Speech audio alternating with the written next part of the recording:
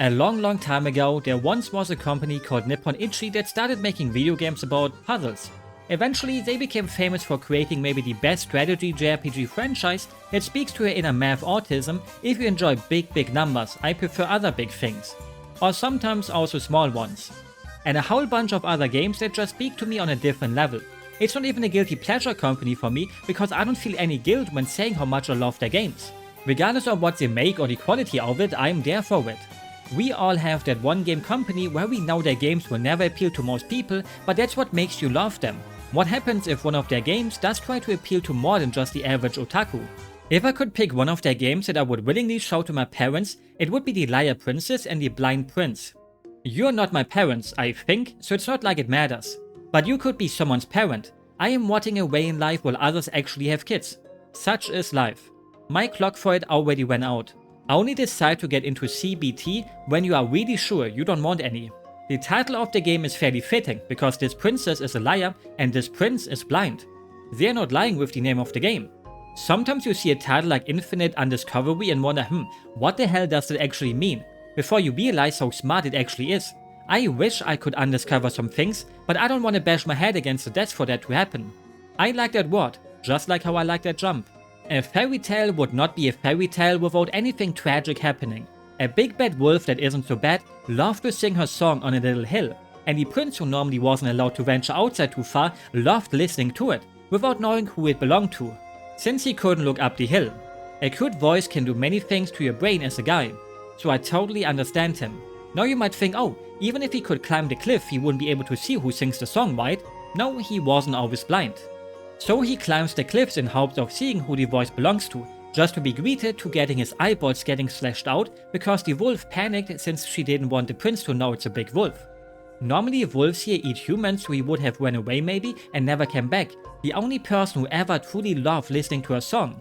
The thing is, the chances of being killed by a wolf are way lower than being murdered by a pit bull, a breed that should not exist. And at least wolves look cool, unlike pit bulls who look even more inbred than pugs. Obviously here luckily pit bulls don't exist, so sadly wolves are the big baddies. She runs away with a lot of guilt and the prince gets saved, but stripped off his title because how could a blind prince rule his kingdom eventually? So she didn't just take away his eyesight, but also his comfy future. Luckily guilt is a strong feeling sometimes, so she comes back to tell him, hey, I'm a princess from a different land and I came to save you. By taking you to the witch that lives inside of the forest that is full of danger. But with me, you won't have anything to worry about. People who have read fairy tales before know that a witch in them is rarely a good person, but here she will fulfill the wish of the wolf and give her the ability to become a cute princess in exchange for the thing that's worth the most for her, her singing voice.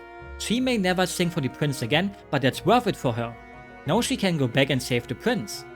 I wonder what the prince will have to pay for it though when they get to the witch together.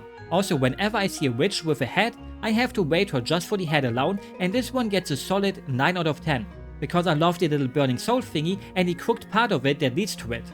With a cool staff that has an eye too. Just like me, I have 3 of them. But who cares about that when you can look at the cute princess now? Even before that she was cute, but if I say more than that, people will think I'm a furry. Does beauty matter though when the person you like can't appreciate it? And what if the prince actually does grow to hate her when he learns the truth, since she is to blame for all of this mess? Is he gonna accept her apology? I mean, if a cute girl would go through all this trouble to get me to love her, I would fall for her. And that says a lot because normally I can't be easily manipulated, even if this sounds like the opposite. I just want to feel some love, I guess. I have full respect for people who have lost their sight through an accident or a disease and are still able to enjoy life. I would not be able to do it, but it's mostly because I have nothing else going on in my life anyways, so if they took away my ability of looking at one of the few things that still make me happy, which are anime girls, I would just end it. I would just ask an unfiltered AI chatbot what the quickest way to go would be, so at least some people could use my death to sue those companies to make the RAM and GPU prices go down again, so my death wouldn't have been in total vain. People who are pure and wholesome don't look at this. Yes, I know, maybe that joke of holding hands being lewd is a sucked out and dry joke by now, but that won't stop me from doing it. Even a professional blind person would have a hard time walking through a forest full of monsters, even if I could kick them like a football. You have to navigate the prince in your princess form by holding his hand, and eventually you can also shout that he should walk backwards or forwards and pick up simple objects to use for switches. Just look how sad they look when they don't hold hands. It actually makes me sad, till I see them smile again when they get to go together again. Sadly, the game does interrupt you doing that a lot by putting monsters here or sections where you can't jump up to normally. So you have to transform into the wolf again and get rid of the monsters or activate a platform for the prince to use. But monsters are not the only thing that can kill you, because there's fall damage. Both of them in their human forms can't take too much of a height drop, which sounds normal. If I fall down in real life, I would also die if it's too high up, but here sometimes you think, wait, that killed me? You will have that happen a few times, but luckily the stages have lots of autosaves, so often it doesn't really matter that you have to do a little part again. Unless you are as dumb as me towards the end, where you have to get through a somewhat longer part here, where you have to battle to keep the prince alive and also make sure he stays on the right platform and all that, and it's basically an auto-scroller and nobody likes dying in those stages since you can't do it faster if you have to redo it. Because of this little fall down section, where if you hold his hand and fall down together, he will end up on the ledge and die, but if you tell him to fall off himself alone, he lands perfectly on the mushroom and makes the fall not hurt too much. There's also actual puzzles. The type that makes you overthink, where you end up thinking, oh, it was way easier than I thought. You wouldn't think that crossing the numbers means multiplying them, or maybe you would. There's also backtracking puzzles that will make you groan, more than you stubbing your toe. And that's what they want you to. It's not a big stage, but at the end of it they go, haha, did you count all the lights in the background? Of course you didn't, because you didn't know you had to do it. Now go back to the start of the stage and count them, you dummy. Why not tell me at the start with a little hint that I should pay attention to the background? I can tell you why, because fuck you. And now I can give every fan of Vanserchan a reason to buy the game. Your two favorite things are back. First off, the chucksters who love to chuck you. If you get chucked into the wrong direction, you will probably die to the fall damage. Just like how I remember them throwing me into the endless abyss. They can also chuck blocks for you and it's fun to watch it, while chugging a Pepsi Max. Watching others do the work for you is always better than doing it yourself, till you get fired for it. But you also get paid while you're getting fired, unless your country doesn't do that kind of stuff. Then I'm sorry. The other thing that Sunshine lovers will love is pachinko. Way easier here though, and you can't die because of it. Let's be honest, the pachinko stage in Sunshine wasn't even that hard. It's one of those things that people have seen online while their favorite Let's Failer has failed a lot at it while fake raging about it, so they think it actually was hard when it was not. Real pachinko lovers play High School of the Dead pachinko on their PS Vita instead. There's also another puzzle that easily could have doubled my game time, because I am stupid. Fairly stupid. Some people are great at math but suck at languages. Are they not smart anymore because of that? Here in Germany, many people measure it by something that we call Allgemeinwissen, which would translate to common knowledge. Something that everyone should know, like who was the first man on the moon. If someone does not know that, you kinda think of them as an idiot. But does it really make someone smarter just because they know it was Neil Armstrong? How does that get me a better job? Not like it matters, just like this puzzle. They greet you with these numbers and then add even more stuff to it and my brain went kaboom. Just like the brains of people who probably playtested the game and told them, hey, you know what? Let people skip this, please. Because it's completely optional and feels a bit weird how they handled it. Instead of giving you an easier version of it, you just finish the stage if you take the shortcut. Not like I mind it, because I'm gonna be honest, I would have looked up the solution. That's the only roadblock of the game though if you decide to do it, unless you want to get 100%. Since you can collect flower petals and unlock concept art, also flowers that give you a little short story.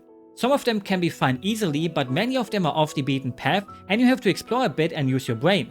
Luckily there's a stage select and they are all pretty bite-sized, so you never have to worry about having to replay a long part of the game again when just jumping back into it trying to find the flower or the petals. The gameplay is simple and cute enough to make you want to play more, but especially the interactions between the prince and princess made me think, yep, I need more and more of that because it's too cute. I love cute things. Without cuteness the world would be a bleak place. You see how different they see the world, since one of them was a monster and still is, while the prince lived such a sheltered life. He would never eat warm meat unlike her. And me because I am German, and as a German I have to defend Met. Warm meat that you mostly eat on a bun. I know I have to somehow bring up Matt like in every second video, I'm sorry, I will stop doing it. You meet mouths together who may look evil, but they just want to eat some flowers that you and the prince picked up, and then get them even more to eat, because eating is fun, with new friends.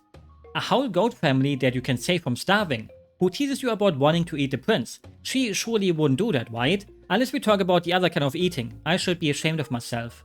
Without spoiling too much, the moral of the story is to not be a liar. Because being a liar is what makes you a monster, sometimes. Depending on the lie, obviously. Is every lie bad? Can they be good sometimes? Yes and maybe no. It's kinda really up to a person themselves to decide how it feels to them, even though being honest is always better. If a person lies to me about having no HIV despite having it, that would be a really bad lie that I would not forgive. Luckily I do not have sex, so it doesn't matter. If a person lies to me about the high score and Space Invaders, that's acceptable, even if it makes me feel like, why do you feel like you have to lie about that to me? In her world, it's kinda expected to lie, right? She's like a catfish on Tinder who only posts the pics of her chocolate side combined with 200 filters without any of the bad things. Because she's a monster actually. Or a nerdy guy who puts video games as his hobby on his profile, but then he only plays FIFA. So you as a girl get catfished by a fake nerd while you are looking forward to meeting someone to play guru hentai games together with you on your old Windows XP ThinkPad in bed. Be honest about who you are and what you did. Coming clean about shit you have done will work out, somehow. Obviously I'm old enough to know this, even though age doesn't play a role when it comes to it, I guess. Looking at some big popular streamer who totally fell off because he was too smart to say yep, my bad, when making a mistake in World of Warcraft. But some people have the ego that rivals the size of our galaxy. I wish I could have an ego like that. Instead I'm a timid mouse who will just say yep, it's my fault, sorry for bothering you, I will do better next time. Saves me having to argue with people because nobody wants to argue with my pitiful existence. I am not a dad, but I can say I would play this with my kids if I had some. It's a cute story that has some cute little creepy things happening in them, but nothing that would make me think it would give a kiddo nightmares. And I'm a good judge at it because I was the biggest scaredy cat as a kid myself. Still am, sometimes. Here in Germany, after all, at one point people told their kids stories like der Suppenkasper. A kid who doesn't want to eat his soup and then he just dies because he gets nothing else to eat till he eats it, but he doesn't, so he just dies. Then there's also der Daumenlutscher, the thumb sucker. Kiddo keeps sucking on his thumbs, mommy tells him stop that, he doesn't. Suddenly a guy comes and cuts off both of his thumbs because he couldn't stop sucking them. Now he stopped because, well, he doesn't have thumbs anymore. Totally not the inspiration for Edward Scissorhands, or the guy from the Clock Tower games. The game is also soon coming to Steam and I hope they won't mess up the pricing. It feels sad having to say this because art should not be judged by its price, but for video games it's a hard sell if the game is so short and people don't want to pay more than 20 bucks for it. It is pretty short after all, just like me, if you don't go for 100%. I will write an email to Watch Mojo so they can do a top 10 about the best games to play with your kids, so they can advertise it too, so the Steam port will be a big hit. Even though nowadays top 10 videos are not something people are that into anymore. How time passes us all. It's also the type of game that makes you appreciate that you can see and hear, because the art style is beautiful, cute and the perfect touch of being unique. Dark forests crawling with monsters isn't a new place for a fairy tale to take place in, but then you see the goats in this world and think, how are those goats? Or how are these things mouths and not actually birds? Look at this little turtle with the tree stump on top of it. I could talk way more about the look of the game, but you could see it for yourself the whole time, right? So let's all be happy that we can see. Probably. If I have any blind viewers, I hope your life is going well too. And also the lives of people who are not blind. And I'm not afraid to say I shed a single manly tear at the end. It's such a heartfelt story that just hits you at the right spots, like a well-placed sniper shot in a video game that will one-shot your enemy. You may not cry, but you will feel emotions, even if you thought you didn't have them anymore, like I do. With that said, I hope you enjoyed the video and will have a good day, a good night, or whatever fits your time zone. Buy the game, or else horrible things might happen. This should scare you, even though I just wished everyone a happy life. Well, bye bye.